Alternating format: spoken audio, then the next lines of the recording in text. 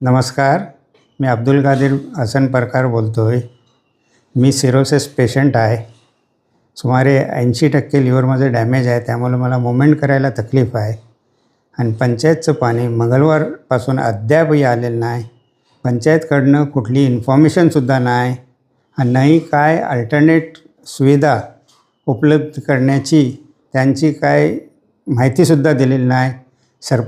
माननीय सरपंचांना जवळजवळ 7-8 वेळेस फोन लावलेलं, तेही फोन उचलत नाही. मग ग्रामस्थांची जी ही दुर्दशा आहे त्याबद्दल माननीय जे ग्रामविकास मंत्रालय आहे त्याने दक्षता घ्यावी. माननीय जे जिल्हाध्यक्ष साहेब आहेत त्यांनी त्याबद्दल इंटरफेअर करून असे जे पंचायतची बॉडी आहे जे की ग्रामस्थाला त्रास देतो आहे, अशा वेळेस त्याबद्दल काहीतरी लक्ष घालून योग्य ती कारवाई करावी याच्यावर. अशा मंगळवारपासून आलेलं नाही.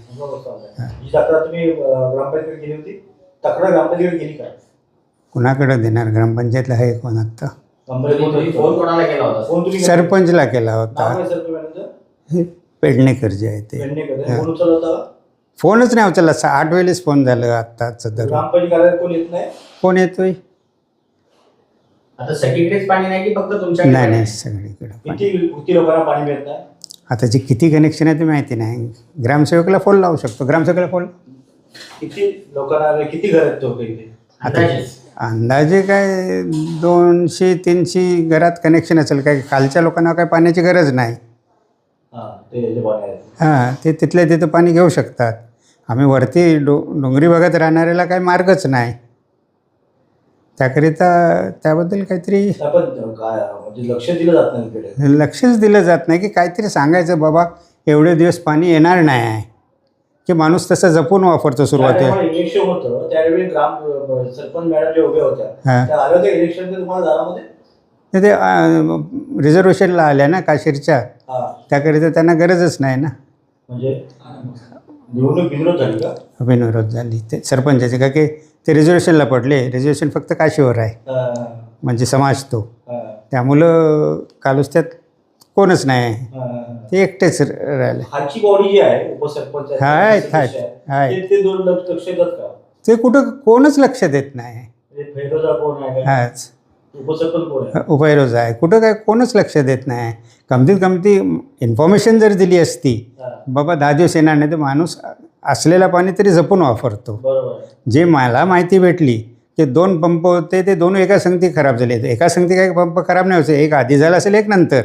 पण तिकडं रिपेअर करण्याकडं कोणीच लक्ष दिलेलं नाही.